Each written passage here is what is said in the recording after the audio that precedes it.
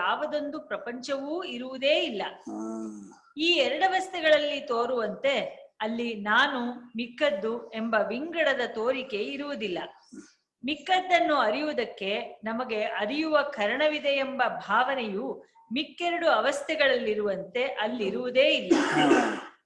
ತೋರಿಕೆಗಳೇ ಇಲ್ಲದ್ದರಿಂದ ಅವುಗಳಲ್ಲಿ ಕೆಲವು ನಿಜದರಿವುಳ್ಳವು ಮತ್ತೆ ಕೆಲವು ಹುಸಿ ತೋರಿಕೆಯವು ಎಂಬ ವಿಂಗಡವೂ ಅಲ್ಲಿರುವುದಿಲ್ಲ. ಹೀಗೆ ಅರಿವು, ಇರವು, ನಾನು, ನೀನು, ಅವರು, ಪ್ರಪಂಚ, ನಿಜ, ಸುಳ್ಳು ಎಂಬ ಯಾವ ವಿಂಗಡವೂ ಇಲ್ಲದೆ ನಮ್ಮ ಸಾಕ್ಷಿಯೊಂದೇ ಇರುವ ಅವಸ್ಥೆಯಾಗಿರುತ್ತದೆ. ತನಿನಿದ್ರೆಯಲ್ಲಿ ಯಾವುದೊಂದೂ ಇರುವುದಿಲ್ಲವೆಂಬುದು ಹೀಗೆ ನಿಶ್ಚಯವಾದರೂ ಅಲ್ಲಿ ನಮ್ಮ ಸಾಕ್ಷಿ ರೂಪವೂ ಇರುವುದಿಲ್ಲವೆಂದು ಹೇಳುವುದಕ್ಕೆ ಮಾತ್ರ ಆಗುವ ಹಾಗಿಲ್ಲ. ಏಕೆಂದರೆ ಆ ಸಾಕ್ಷಿಯ ಅನುಭವದಿಂದಲೇ ನಾವು ನಿದ್ರೆಯನ್ನು ಅರಿತುಕೊಂಡು ನಿದ್ರೆಯಲ್ಲಿ ಯಾವ ವಿಭಾಗವೂ ಇರುವುದಿಲ್ಲವೆಂದು ಈಗ ಹೇಳುತ್ತಿರುವೆವು. ಸಾಕ್ಷಿ ಅನುಭವ ಕಾರಣ ಅಂತ. ನಿದ್ರೆಯಲ್ಲಿ ನಾವೇ ಇಲ್ಲವಾಗಿದ್ದರೆ ಅದು ನಮ್ಮ ನಿದ್ರೆ ಎಂಬ ಅನುಭವವು ನಮಗೆ ಆಗುವುದಕ್ಕೆ ಕಾರಣವಿರುತ್ತಿರಲಿಲ್ಲ. ನಿದ್ರೆಯಲ್ಲಿ ನಾವೂ ಇಲ್ಲವಾಗುವುದೇ ನಿಜವಾಗಿದ್ದರೆ ನಾವೆಲ್ಲರೂ ಸಾವಿಗಂಜುವಂತೆ ಅಥವಾ ಅದಕ್ಕಿಂತಲೂ ಹೆಚ್ಚಾಗಿ ನಿದ್ರೆಗೆ ಅಂಜಬೇಕಾಗುತ್ತಿತ್ತು. ನಾವಿಲ್ಲ ಮಾಡಲಪ್ಪ ಅನ್ಬೇಕಾಯ್ತು. ನಿದ್ರೆಯಲ್ಲಿ ನಾನಿರಲಿಲ್ಲ ಎಂದು ಯಾವನಾದರೊಬ್ಬ ಅವಿವೇಕಿಯು ಹೇಳಿದರೂ ಹೇಳಬಹುದು. ಆದರೆ ಹಾಗೆ ಹೇಳಿದ್ದರಿಂದಲೇ ಅವನು ಆ ಅವಸ್ಥೆಯಲ್ಲಿದ್ದನೆಂದೂ ಆದ್ದರಿಂದಲೇ ನಾನು ಎಂಬ ರೂಪದಲ್ಲಿ ತಾನು ಅಲ್ಲಿ ಇರಲಿಲ್ಲವೆಂದು ಈಗ ಹೇಳುತ್ತಿರುವನೆಂದು ವಿವೇಕಿಗಳು ನಿಶ್ಚಯ. ನಾನು ಅನ್ನೋ ಬದಲು ತಾನು ಇರಲಿಲ್ಲ ಅಂತ ವಿವೇಕಿಗಳು ಅದಕ್ಕೆ ವ್ಯಾಖ್ಯಾನ ಮಾಡ್ತಾರೆ. ನಾನು ಅನ್ನೋದಿರ್ಲಿಲ್ಲ ಅಷ್ಟೇ, ನಾನು ಅನ್ನೋ ಪದದಿಂದ ಇರಲಿಲ್ಲ ನಿದ್ರೆಯಲ್ಲಿ ಅನ್ನೋದು ವಿವೇಕಿ ವ್ಯಾಖ್ಯಾನ ಮಾಡ್ತಾರೆ. ಆದ್ದರಿಂದ ನಿದ್ರೆಯ ನಿಜವೇನೆಂದಾಯಿತು? ಅಲ್ಲಿ ನಾವಿರುತ್ತೇವೆ, ಆದರೆ ನಾನು ಎಂಬ ರೂಪದಿಂದ ಇರುವುದಿಲ್ಲ. ನಮಗೆ ಅಲ್ಲಿ ಇದು ಇಂಥದ್ದು ಎಂದು ತಿಳಿಯಬಲ್ಲ ಬಿಡಿ ಅರಿವು ಇರುವುದಿಲ್ಲ. ಆ ಅರಿವಿಗೆ ತೋರುವ ಹೊರಗಿನ ವಿಷಯವೂ ಇರುವುದಿಲ್ಲ. ಆದರೆ ನಮ್ಮ ಸ್ವರೂಪವಾದ ಆತ್ಮನು ಅಲ್ಲಿಯೂ ಇರುತ್ತಾನೆ. ಆ ಆತ್ಮನು ಸಾಕ್ಷಿಯ ರೂಪದಲ್ಲಿರುತ್ತಾನೆ. ಅದು ಗೊತ್ತಾಗಲ್ಲ. ಸಾಕ್ಷಿ ಹೆಂಗ್ ಗೊತ್ತಾ? ವಿದ್ಯೆ ಸಾಕ್ಷಿ ಬಂದಿದ್ದ ಗೊತ್ತಾ? ಸಾಕ್ಷಿ ಇಟ್ಕೊಂಡು ಸಾಕ್ಷಿ ಮೇಲೆ ಹೇಳ್ತಮ್ಮ. ಸಾಕ್ಷಿ ಬಂದಂತ ಹೇಳು ಮೇಲೆ ಹೇಳ್ಕೊಂಬಂದಿಲ್ಲ. ತಾನು ಬಲ್ಲಿ ಇರ್ತಾನೆ, ನಾನು ಬಲ್ಲಿ ಇರಲ್ಲ ಅಂತ. ಆಶ್ಚರ್ಯ ಅಲ್ಲಯ್ಯ. ಮೇಲೆ ಏನ್ ಹೇಳಿದೆ ನೋಡಿ, ಮೇಲೆ ನಾನು ಬಲ್ಲಿ ಇಲ್ಲ, ತಾನು ಬಲ್ಲಿ ಇರ್ತಾನೆ ಅಂತ ಹೇಳಾಗಿತ್ತು. ಮತ್ತೆ ಅಲ್ಲಿ ಸಾಕ್ಷಿ ಬಲ್ಲಿ ಇರ್ತಾನೆ ಇನ್ನೂ ಸಹ ಏನು ವಿಶೇಷ?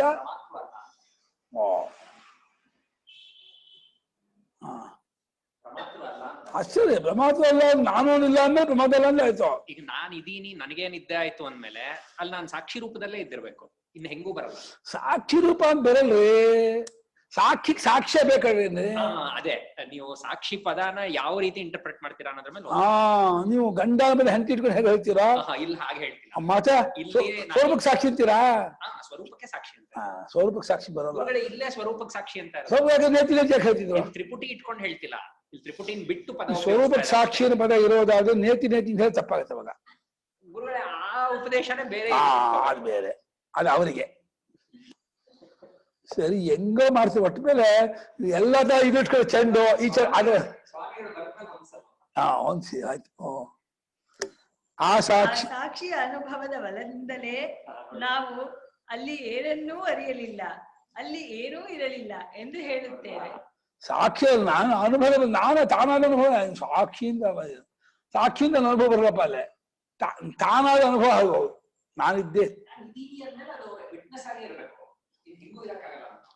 ವಿಟ್ನೆಸ್ ಒಂದು ಇರಬೇಕು. ಅದೇ ನೀವು ಅದನ್ನ ಪ್ರೀ ಕಂಡೀಷನ್ ಆಗಿ ಇಟ್ಕೋಬಾರ್ದು. ಇರುತ್ತೆ ಸಹಜ. ಅದು ನನಗ್ ನಾನೇ ವಿಟ್ನೆಸ್, ನಾನು ಇದೀನಿ ಅನ್ನಕ್ಕೆ ನಾನೇ ವಿಟ್ನೆಸ್. ವಿಟ್ನೆಸ್ ಎಲ್ಲಿದೆಯಪ್ಪ ಅಲ್ಲೇ? ಗುರುಗಳೇ ಅದು ಆರೋಪಿತಾನೆ. ಹೌದು ಬಿಡಿ. ಶಿಷ್ಯ ಬುದ್ಧಿ ಪ್ರಚೋದನಾರ್ಥಾಯ ಅಂತ ನೀವು ಪೂರ್ವ ಪಕ್ಷಿ ಆಗ್ತಾ ಇದ್ದೀರಾ ಗುರುಗಳೇ? ಅಲ್ಲಪ್ಪ, ಏನು ಗುರುಗಳು ಫುಲ್ ಪೂರ್ವ ಪಕ್ಷ ತಗೋತಾರೆ.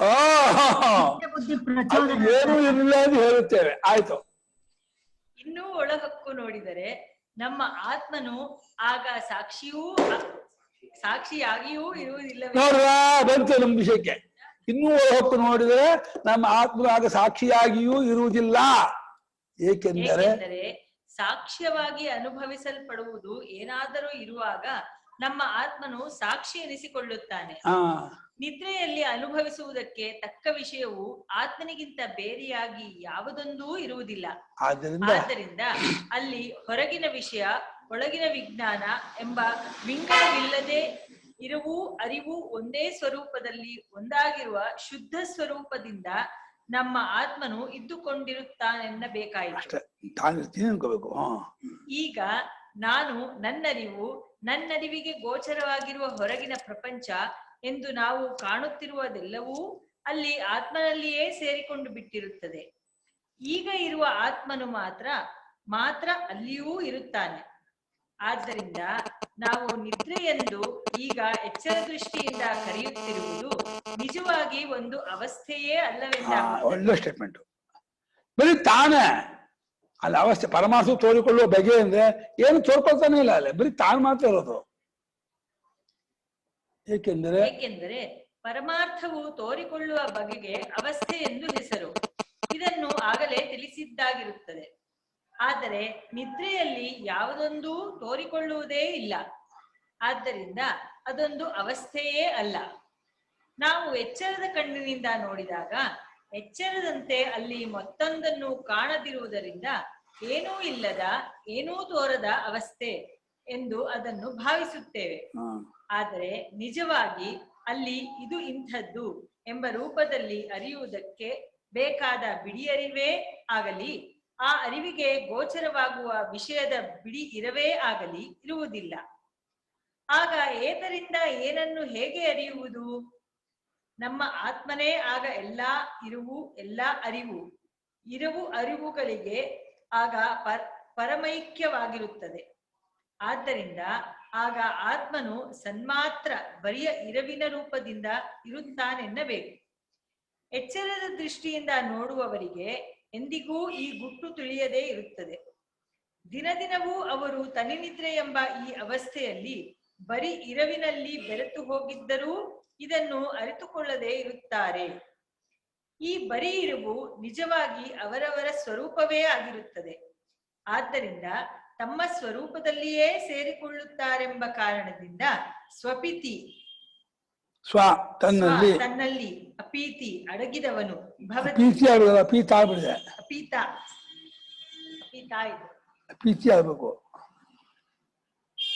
ಭವತಿ ಆಗುತ್ತಾನೆ, ನಿದ್ರೆ ಮಾಡುತ್ತಾನೆ ಎಂಬ ಹೆಸರು ಅವರಿಗೆ ಬಳಕೆಯಲ್ಲಿದೆ ಎಂದು ಛಾಂದೋಗ್ಯ ಉಪನಿಷತ್ತಿನಲ್ಲಿ ಹೇಳಿರುತ್ತದೆ. ಈ ದೃಷ್ಟಿಯಿಂದ ನೋಡಿದರೆ ನಮ್ಮ ಮತ್ತು ನಮ್ಮ ಮುಂದೆ ತೋರುವ ಇಡೀ ಪ್ರಪಂಚವೆಲ್ಲದರ ಇರವೂ ಅದರಲ್ಲಿ ಬಿಡಿ ಬಿಡಿಯಾಗಿರುವಂತೆ ತೋರುವ ಬೇರೆ ಬೇರೆಯ ಇರುವುಗಳೂ ತನಿನಿದ್ರೆಯಲ್ಲಿ ನಮ್ಮ ರೂಪವೇ ಆಗಿರುವ ಶುದ್ಧ ಸತ್ತ ಬರೀ ಇರುವಿನ ರೂಪನಾದ ಆತ್ಮನೇ ಆಗಿರುತ್ತದೆ. ಶುದ್ಧ ಸತ್ತಾ ರೂಪ ಬರೀ ಇರುವಿನ ರೂಪ ಆತ್ಮ. ಆ ಬರೀ ಇರುವಿನಿಂದಲೇ ಹಿಂದೆ ಹೇಳಿರುವ 3 ಬಗೆಯ ಇರುವುಗಳೂ ಹೊರಬಿದ್ದು ತೋರಿಕೊಳ್ಳುತ್ತವೆ ಎಂಬುದು ಇದರಿಂದ ಮತ್ತಷ್ಟು ಗಟ್ಟಿಯಾಗುತ್ತದೆ. ನಿದ್ರೆಯಲ್ಲಿ ಪ್ರಪಂಚವಿಲ್ಲವೆಂಬುದರ ವಿವರ. ಇಲ್ಲಿ ಕೆಲವರಿಗೆ ಹೀಗೆ ತೋರಬಹುದು: ಕನಸೆಂಬುದು ಬರಿಯ ಭ್ರಮೆಯಾದ್ದರಿಂದ ಕನಸಿರುವವರೆಗೆ ಅದರಲ್ಲಿ ಒಂದು ಪ್ರಪಂಚವಿರುವಂತೆಯೂ ಆ ಪ್ರಪಂಚದಲ್ಲಿ ವ್ಯಾವಹಾರಿಕ ಸತ್ತೆಯ ಮತ್ತು ಪ್ರಾತಿಭಾಸಿಕ ಸತ್ತೆಯ ಪದಾರ್ಥಗಳಿರುವಂತೆಯೂ ತೋರುತ್ತದೆ. ಆದರೆ ಅದೆಲ್ಲವೂ ಬರಿಯ ತೋರಿಕೆಯೇ ಹೊರತು ನಿಜವಲ್ಲ. ಆದ್ದರಿಂದ ನಾವು ಈಗ ಕಾಣುತ್ತಿರುವ ನಿಜವಾದ ಪ್ರಪಂಚಕ್ಕಾಗಲಿ ಇಲ್ಲಿರುವ ಪದಾರ್ಥಗಳಿಗಾಗಲಿ ಆ ತೋರಿಕೆಯ ಪ್ರಪಂಚವನ್ನೂ ಅದರ ಪದಾರ್ಥಗಳನ್ನೂ ಸರಿಹೋಲಿಸುವುದಕ್ಕೆ ಆಗುವುದಿಲ್ಲ. ಆದ್ದರಿಂದ ಕನಸು ಇರುವವರೆಗೆ ತೋರಿಕೊಂಡ ನೋಟವು ಕನಸಿಲ್ಲದಾಗ ತನಿನಿದ್ರೆಯಲ್ಲಾಗಲಿ ಎಚ್ಚರದಲ್ಲಾಗಲಿ ಇರುವುದಿಲ್ಲವೆಂಬುದು ಯುಕ್ತವಾಗಿಯೇ ಇದೆ. ಆದರೆ ನಮ್ಮ ಮುಂದೆ ಈಗ ಕಾಣುತ್ತಿರುವ ಪ್ರಪಂಚವೂ ನಮ್ಮ ನಿದ್ರೆಯಲ್ಲಿ ಇಲ್ಲವಾಗುವುದೆಂಬುದನ್ನು ಹೇಗೆ ಒಪ್ಪುವುದು? ಇದೊಂದು ಪ್ರಶ್ನೆ. ನಾವು ನಿದ್ರೆ ಮಾಡುತ್ತಿದ್ದ ಮಾತ್ರಕ್ಕೆ ಈ ಪ್ರಪಂಚವು ಇಲ್ಲವೆನ್ನುವುದಕ್ಕೆ ಕಾರಣವೇನು? ಕೇಳ್ತೀರ ಪ್ರಶ್ನೆ ಅದೇ. ನಾವು ನಿದ್ರೆ ಮಾಡಿದ್ಮೇಲೆ ಪ್ರಪಂಚ ಯಾಕಿಲ್ಲ ಆಗಬೇಕು ಅಂತ. ಪ್ರಪಂಚದ ಅನುಭವವು ಒಬ್ಬೊಬ್ಬನಿಗೆ ಒಂದೊಂದು ಬಗೆಯಾಗಿ ಆಗುವುದರಿಂದ ಒಬ್ಬನೊಬ್ಬನು ಅನುಭವಿಸಿದ ಪ್ರಪಂಚವು ಅವನಿಗೆ ಅನುಭೂತವಾದ ರೂಪದಿಂದ ಅವನ ನಿದ್ರೆಯ ಕಾಲಕ್ಕೆ ಇರುವುದಿಲ್ಲವೆಂದರೂ ಒಂದು ವೇಳೆ ಸರಿ ಹೋದಿತ್ತು. ನಿದ್ರಾ ಕಾಲದಲ್ಲಿ ಇರುವುದಿಲ್ಲ, ಅವನಿಗಿರಲ್ಲ ಅಂತ ಅಂದಿ, ಬೇರೆ ಇರಲ್ವಾ? ಮತ್ತೆ ಪ್ರಪಂಚ ಇಲ್ಲ ಅಂದ್ಬಿಡ್ತೀರಾ? ಎಲ್ಲ ಪೂರ್ವಕ್ಷ. ಆದರೆ ಪ್ರಪಂಚವು ಸರ್ವಥಾ ಇಲ್ಲವೆನ್ನಲಾಗೀತೆ. ಈ ಪ್ರಪಂಚದಲ್ಲಿ ನಮ್ಮಂತೆ ಇನ್ನೂ ಎಷ್ಟೋ ಮಂದಿ ಇರುವುದರಿಂದ ಅವರು ನಮ್ಮ ನಿದ್ರೆಯ ಕಾಲದಲ್ಲಿಯೂ ತಮ್ಮ ವ್ಯವಹಾರವನ್ನು ಸಾಗಿಸಿಕೊಂಡಿರಬಹುದಲ್ಲವೇ? ಇದೂ ಅಲ್ಲದೆ ಹೊರಗಿನ ಪ್ರಪಂಚವೂ ಅದರಲ್ಲಿರುವ ಪದಾರ್ಥಗಳು, ಪ್ರಾಣಿಗಳು, ಜನರು ಎಲ್ಲರೂ ಬಂದು ನಮ್ಮ ನಿದ್ರೆಯಲ್ಲಿ ಹುದುಕಿಕೊಳ್ಳುವರೆಂದು ಹೇಳುವುದು ಅಪಹಸನೀಯವಾದ ಮಾತು. ನಮ್ದು ಹುದುಕೊಂಡ್ಬಿಡ್ತಾರೆ, ಹುಲಿ ಹಿಮಾಲ ನಮ್ಮ ಹೋಗ್ಬಿಡ್ತಾರೆ, ಆನೆ ಬೆಟ್ಟಗಳು ನಮ್ಮ ಹೋಗುತ್ತಾ, ಏನು ನಮ್ಮ ಹೋಗುತ್ತೆ ಅಂತ ಅರ್ಥ ಏನು? ಅಪಹಸನೀಯ ಮಾತು. ನಮ್ಮ ನಿದ್ರೆಯಲ್ಲಿ ಅವರು ಯಾರೂ ಹುದುಕಿಕೊಂಡದ್ದು ನಮ್ಮ ಅನುಭವದಲ್ಲಿ ಇರುವುದಿಲ್ಲ. ನಾವು ನಿದ್ದೆಯಿಂದ ಎಚ್ಚೆತ್ತಾಗ ಅವರುಗಳು ನಮ್ಮ ನಿದ್ರೆಯಿಂದ ಹೊರಕ್ಕೆ ಬಂದದ್ದು ಅನುಭವದಲ್ಲಿ ಇರುವುದಿಲ್ಲ. ನಾವು ನೋಡುವ ಯಾರೊಬ್ಬರೂ ನಾವು ನಿನ್ನ ನಿದ್ರೆಯೊಳಗೆ ಬೆರೆತುಕೊಂಡಿದ್ದೆವು, ಈಗ ನಿನಗೆ ಎಚ್ಚರವಾದ್ದರಿಂದ ನಿನ್ನ ನಿದ್ರೆಯಿಂದ ಹೊರಕ್ಕೆ ಬಂದಿದ್ದೇವೆ ಎಂದು ಒಪ್ಪಿಕೊಳ್ಳುವುದಿಲ್ಲ. ಹೀಗಿರುವಾಗ ಅನುಭವಕ್ಕೂ ಯುಕ್ತಿಗೂ ವಿರುದ್ಧವಾಗಿ ತನಿ ನಿದ್ರೆಯಲ್ಲಿ ಯಾವ ಪ್ರಪಂಚವೂ ಇಲ್ಲವೆಂತಲೂ ನಮ್ಮ ಆತ್ಮನು ಮಾತ್ರ ಬರಿಯ ಇರವಿನ ಸ್ವರೂಪದಿಂದ ಆಗ ಇದ್ದುಕೊಂಡಿರುವನೆಂತಲೂ ಹೇಳುವುದು ಬಲವಾಗಿದೆ. ಪುಲಭೂಷಣ ಈಗ ನೋಡಿ, ಅವಸ್ಥೆ ವೈಶಾಲ್ಯ ಗೊತ್ತಿಲ್ಲದೆ ಇದ್ದಾಗ ಈ ಪ್ರಶ್ನೆ ಬರುತ್ತೆ. ಈ ಬಗೆಯ ತಡುಕುಗಳೆಲ್ಲ ನಾವು ಮೊದಲೇ ಕೊಟ್ಟಿರುವ ಎಚ್ಚರಿಕೆಯನ್ನು ಮರೆತವರಿಗೆ ಮಾತ್ರ ಉಂಟಾಗುತ್ತದೆ. ಕನಸು ಬರಿಯ ತೋರಿಕೆ ಎಂಬುದು, ನಾವು ನಿದ್ರೆ ಮಾಡುತ್ತಿದ್ದರೂ ಈ ಪ್ರಪಂಚವು ಹಾಗೆಯೇ ಇದ್ದುಕೊಂಡಿರುವುದೆಂಬುದು ಎಚ್ಚರದ ಅಭಿಮಾನದಿಂದಲೇ ಆಗಿರುತ್ತದೆ. ಕನಸಿಗೂ ಎಚ್ಚರಕ್ಕೂ ಯಾವ ಹೆಚ್ಚು ಕಡಿಮೆಯೂ ಇಲ್ಲವೆಂಬುದನ್ನು ಇಷ್ಟರಲ್ಲಿಯೇ ತೋರಿಸಿಕೊಡುವೆವು. ಆದರೆ ಪ್ರಕೃತ ವಿಚಾರಕ್ಕೆ ಅದು ಅಷ್ಟೇನೂ ಬೇಕಿರುವುದಿಲ್ಲ. ಏಕೆಂದರೆ ಕನಸಿನ ಪ್ರಪಂಚವು ನಿದ್ರೆಯ ಕಾಲಕ್ಕೆ ಎಲ್ಲಿಯೂ ಇಲ್ಲವೆಂಬುದನ್ನು ಮೇಲಿನ ಆಕ್ಷೇಪದಲ್ಲಿ ಒಪ್ಪಿಕೊಂಡು ಆಕ್ಷೇಪನೆ ಹಾಕೊಂಡ್ಬಿಟ್ಟಿದ್ದಾನೆ. ಕನಸಿನ ಪ್ರಪಂಚ ನಿದ್ರಾ ಕಾಲದಲ್ಲಿ ಎಲ್ಲಿಯೂ ಇಲ್ಲ, ಹೆಚ್ಚು ಪ್ರಪಂಚ ಇರುತ್ತೆ ಅಂತಾನೆ. ಕನಸಿನ ಪ್ರಪಂಚ ನಿದ್ರಾ ಕಾಲದಲ್ಲಿ ಎಲ್ಲಿಯೂ ಇರಲ್ಲ ಅಂತ ಆಕ್ಷೇಪಕನೇ ಒಪ್ಪಿಬಿಟ್ಟಿದ್ದಾನೆ. ಅದಕ್ಕೆ ನೀವು ಉತ್ತರ ಕೊಡೋ ಅವಶ್ಯಕತೆ ಇಲ್ಲ. ನಿದ್ರಾ ಕಾಲದಲ್ಲಿ ಸುಷುಪ್ತಿ ಎಚ್ಚರವಾದ್ಮೇಲೆ ಆ ಪ್ರಪಂಚ ಇರಲ್ಲ ಅಲ್ಲ, ಕನಸಿನ ಪ್ರಪಂಚ ಸುಷುಪ್ತಿ ಹೋದಾಗ ಇರಲ್ಲ ಅಂತ ಪೂರ್ವಪಕ್ಷಿ ಒಪ್ಪಿಬಿಟ್ಟಿದ್ದಾನೆ. ಅಂದ್ರೆ ಇನ್ನೊಂದು ಅವಸ್ಥೆಗೆ ಹೋದಾಗ ಅದು ಎಚ್ಚರ ಒಪ್ಕೊಂಡಿಲ್ಲ ಅವನು. ಎಚ್ಚರ ಇರುತ್ತೆ, ಸುಷುಪ್ತಿ ಹೋದಾಗ ಎಚ್ಚರ ಇರುತ್ತೆ. ಕನಸಿನ ಪ್ರಪಂಚ ಇಲ್ಲ ಅಂತ ನೀ ಪರವಾಗಿಲ್ಲ, ನಮ್ಮ ಒಬ್ಬೊಬ್ಬರಿಗೆ ಆದ್ರಿಂದ ಅಂತ ಒಂದು. ಆದ್ದರಿಂದ ಎಚ್ಚರದಲ್ಲಿ ನಮ್ಗೆ ಕಾಣುವ ಪ್ರಪಂಚವು ನಿದ್ರೆಯಲ್ಲಿಯೂ ಇರುವುದೇ ಇಲ್ಲವೇ ಎಂಬುದನ್ನು ನಿಶ್ಚಯಿಸಿದರೆ ಈಗ ಸಾಕಾಗಿರುತ್ತದೆ. ಈಗ ಸದ್ಯಕ್ಕೆ ಅಷ್ಟು ಸಾಕು. ಕನಸಿನ ಪ್ರಪಂಚ ಇರುತ್ತೆ ಹೇಳೋ ಚರ್ಚೆ ಮಾಡೋ ಅವಶ್ಯಕತೆ ಇಲ್ಲ. ನಿದ್ದೆಯಲ್ಲಿ ಎಚ್ಚರದಲ್ಲಿ ನಾವು ಕಾಣುವ ಪ್ರಪಂಚವನ್ನು ಮತ್ತೆ ಯಾವುದಾದರೂ ಅವಸ್ಥೆಯಲ್ಲಿ ಕಾಣಲಾದೀತೆ ಎಂದು ಯಾರನ್ನಾದರೂ ಕೇಳಿದರೆ ಅದಕ್ಕೆ ಎರಡು ಉತ್ತರಗಳು ಬರುವ ಹಾಗಿಲ್ಲ. ಆ ಪ್ರಪಂಚವು ಎಚ್ಚರದಲ್ಲಿಯೇ ಕಾಣತಕ್ಕದ್ದು, ಎಚ್ಚರಕ್ಕೆ ಗಂಟು ಬಿದ್ದದ್ದು. ಎಚ್ಚರವಿಲ್ಲದಾಗ ಆ ಪ್ರಪಂಚವಾಗಲಿ, ಪ್ರಪಂಚವಿಲ್ಲದಾಗ ಎಚ್ಚರವಾಗಲಿ ಇರುವುದೆಂಬ ಮಾತಿಗೆ ಅರ್ಥವೇ ಇಲ್ಲ. ಈಗ ನೋಡಿ, ಎಚ್ಚರದಲ್ಲಿ ಕಾಣುವ ಪ್ರಪಂಚ, ಇವೆರಡರಲ್ಲಿ ಪ್ರಪಂಚವನ್ನೇನೂ ನಾವು ಆಚೆಗೆ ತಳ್ಳಲಾರೆವು. ಆದರೆ ನಮ್ಮ ಅವಸ್ಥೆಯು ಮಾತ್ರ ಬದಲಾಯಿಸುತ್ತಲೇ ಇರುತ್ತದೆ. ಎಚ್ಚರವಾಗಿದ್ದವರು ದಿನದಿನವೂ ನಾವು ನಿದ್ರೆಯನ್ನು ಹೊಂದುತ್ತಲೂ ಇರುತ್ತೇವೆ. ನಿದ್ರೆ ಬಂದು ಎಚ್ಚರವು ಹೋಗಿಬಿಟ್ಟರೆ ಅದರೊಡನೆಯೇ ತೋರಿಕೊಳ್ಳುವ ಪ್ರಪಂಚವೂ ಹೋಗಿಯೇ ತೀರುತ್ತದೆ. ನಾವು ನಿದ್ರೆ ಮಾಡುವಾಗಲೂ ಈ ನಮ್ಮ ಎಚ್ಚರದ ಪ್ರಪಂಚವು ಇರುವುದು ಎಂದರೆ ಆಗ ನಾವು ನಿದ್ರೆ ಮಾಡುತ್ತಲೂ ಎಚ್ಚರವಾಗಿಯೂ ಇರುತ್ತೇವೆ. ಪ್ರಪಂಚ ಕಾಣ್ತಾ ಇದೆ ಅಂತ. ನಿದ್ದೆ ಮಾಡ್ತಿದ್ದಾಗ ಪ್ರಪಂಚ ಇರುತ್ತೆ ಅಂತಂದ್ರೆ ಅವ್ರು ನಿದ್ದೆ ಮಾಡ್ತಾ ಇದೀವಿ, ಪ್ರಪಂಚ ನೋಡ್ತಾ ಇದೀವಿ. ಇದು ನಗೆಗೀಡಾದ ಮಾತು. ಆದ್ದರಿಂದ ನಿದ್ರೆಯಲ್ಲಿ ಪ್ರಪಂಚವು ನಮ್ಮ ಹೊರಗೆ ಎಲ್ಲಿಯೋ ಒಂದು ಕಡೆ ಅವಿತುಕೊಂಡು ಇದೆ ಅಂತ ಭಾವಿಸುವುದು ಸರಿಯಲ್ಲ. ಆದ್ದರಿಂದ ಪ್ರಪಂಚವೆಲ್ಲವೂ ನಮ್ಮೊಳಗೆ ಬೆರೆತು ಹೋಯಿತೆಂದು ನಾವು ಹೇಳಿದ್ದರಲ್ಲಿ ಯಾವ ಆಕ್ಷೇಪವೂ ಇಲ್ಲ. ಅನುಭವ ಇಲ್ಲಲ್ಲ, ನಮ್ಮೊಳಗೆ ಹೋಗಿದ್ದು, ಅದಕ್ಕೆ ಉತ್ತರ ಕೊಡ್ಬೇಕು. ಆದರೂ ಪ್ರಪಂಚವು ನಾವು ನಿದ್ರಿಸುವಾಗಲೂ ಇದ್ದುಕೊಂಡೇ ಇರುವುದೆಂದು ಜನರು ಭಾವಿಸುವರಲ್ಲ. ಇದಕ್ಕೆ ಕಾರಣವೇನು? ಸಾಮಾನ್ಯ ಜನರಲ್ಲಿ ಮುಖ್ಯವಾಗಿರುವ ಎರಡು ಮಿಥ್ಯಾಭಾವನೆಗಳು ಈ ನಂಬಿಕೆಗೆ ಕಾರಣವಾಗಿರುತ್ತವೆ ಎನ್ನಬಹುದು. ಅದೇ ಪ್ರಪಂಚವು ನಿನ್ನೆಯೂ ಇದ್ದಿತು, ಅದೇ ಇಂದೂ ನಮಗೆ ಕಾಣುತ್ತಿದೆ ಎಂದು ನಮಗೆ ಎಚ್ಚೆತ್ತ ಕೂಡಲೇ ತೋರುವುದು ಒಂದು. ನಾವು ನಿದ್ರೆಯನ್ನೇ ಮಾಡದಿದ್ದರೆ ಪ್ರಪಂಚವೇನೂ ಇಲ್ಲವಾಗುತ್ತಿರಲಿಲ್ಲ ಎಂಬುದು ಮತ್ತೊಂದು. ಇಲ್ಲಿ ಅದೇ ಪ್ರಪಂಚವಿದು ಎಂಬುದು ಸರಿಯಾದ ಭಾವನೆಯೆಂದೇ ಇಟ್ಟುಕೊಳ್ಳೋಣ. ನಾವು ಎಚ್ಚರವಾಗಿಯೇ ಇದ್ದಿದ್ದರೆ ಈ ಪ್ರಪಂಚವು ಹೀಗೆಯೇ ತೋರುತ್ತಿತ್ತೆಂಬುದನ್ನೂ ಸರಿ ಎನ್ನೋಣ. ಆದರೆ ಇಷ್ಟರಿಂದ ಎಚ್ಚರದ ಪ್ರಪಂಚವು ನಿದ್ರೆಯಲ್ಲಿಯೂ ಇದೆಯಂತಾದೀತೆ.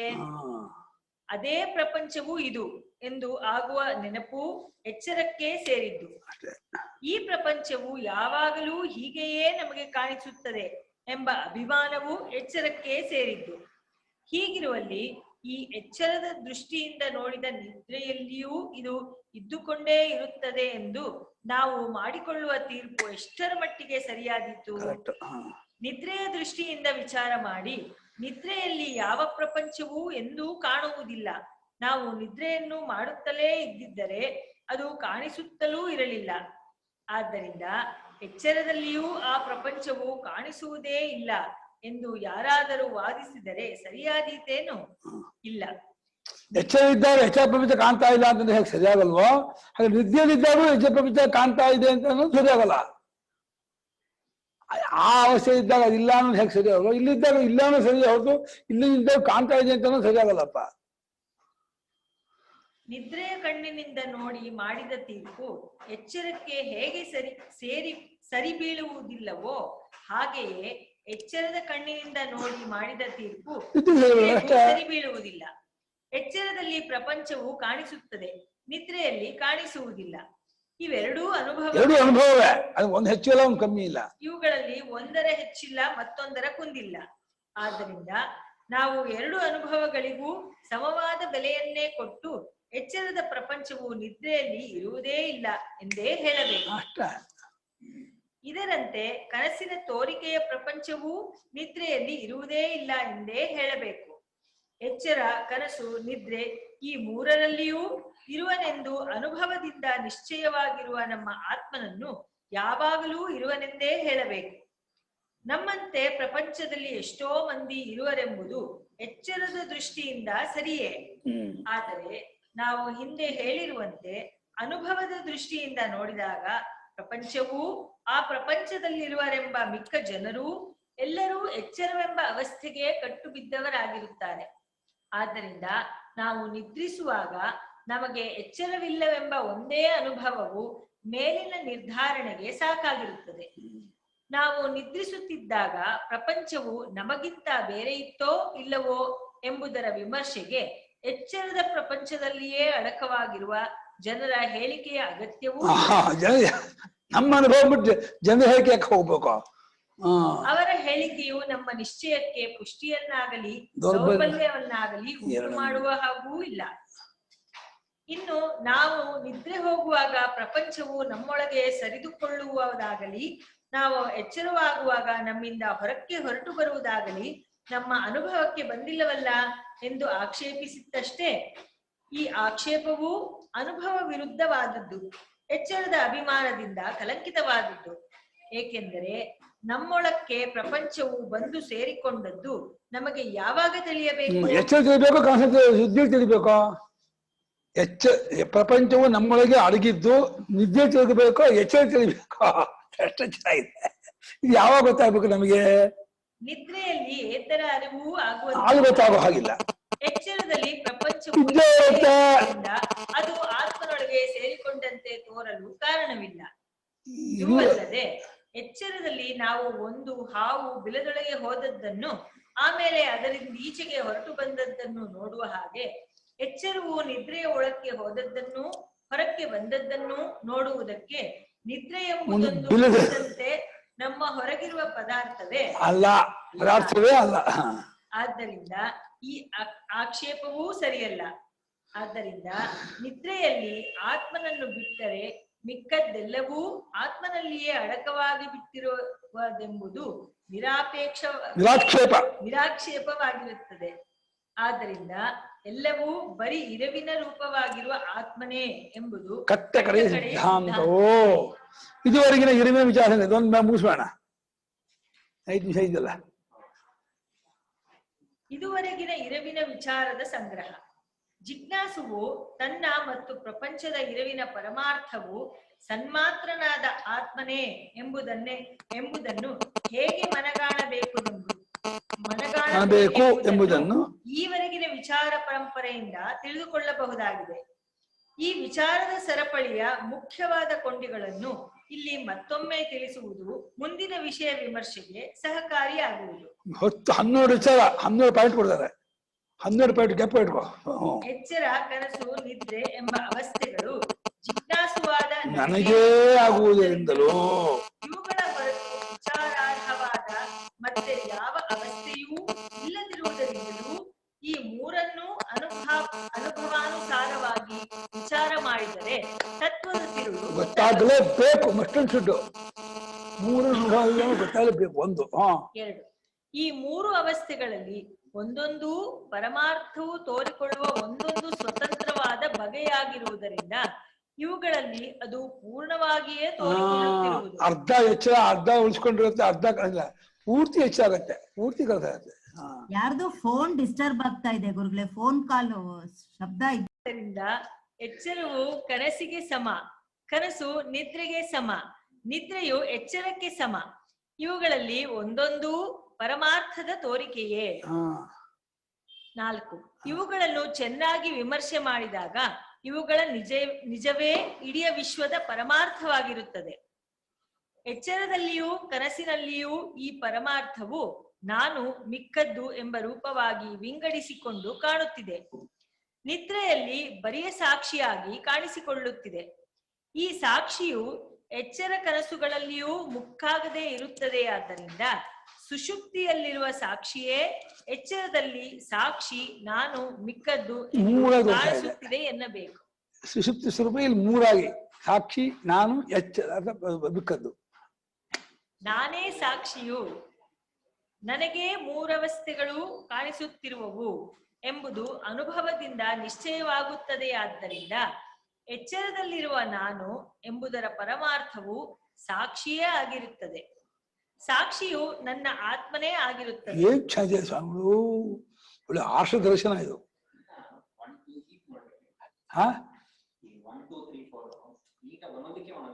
ಬಿಡ್ಬೇಕಾಯ್ತು. ಹೌದು. ನಿದ್ರೆಯಲ್ಲಿ ಸಾಕ್ಷಿಯೊಂದೇ ಇರುವುದರಿಂದ ಅದೇ ಪರಮಾರ್ಥವಾಗಿದೆ. ಈ ಸಾಕ್ಷಿಯೇ ಎಚ್ಚರ ಕನಸುಗಳಲ್ಲಿ ನಾನು ಎಂದು ತೋರುವುದಲ್ಲದೆ ನಾನಲ್ಲದ ಮಿಕ್ಕದ್ದಾಗಿಯೂ ತೋರುತ್ತದೆ. ಆದ್ದರಿಂದ ಸಾಕ್ಷಿಯೇ ತನ್ನ ಪರಮಾರ್ಥ ಸ್ವರೂಪದಿಂದ ಮಣಿಗಳನ್ನು ಪೋಣಿಸುವ ದಾರದಂತೆ 3 ಅವಸ್ಥೆಗಳಲ್ಲಿಯೂ ಇದ್ದು ನಾನು ಅವಸ್ಥೆಗಳನ್ನು ಅನುಭವಿಸುವೆನು ಎಂಬ ಅನುಭವವನ್ನು ಕೊಡುತ್ತಿರುವುದು.